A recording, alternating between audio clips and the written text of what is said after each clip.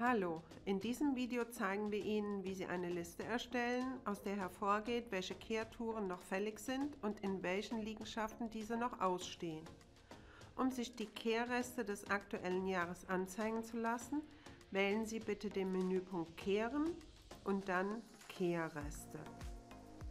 Es öffnet sich folgendes Fenster. Hier können Sie nun die Liegenschaftsauswahl eingrenzen,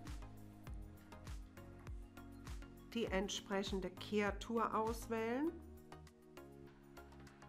auswählen, ob Fremdarbeit, Auftrag oder externe Liegenschaften berücksichtigt werden sollen, die Brennstoffe auswählen, welche berücksichtigt werden sollen, die Begehungseigenschaften anpassen,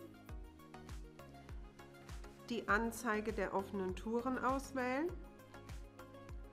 entscheiden, welche Kunden anhand der Rechnungsart berücksichtigt werden sollen, auswählen, welcher Mitarbeiter berücksichtigt werden soll, sowie die Überschrift der Liste anpassen.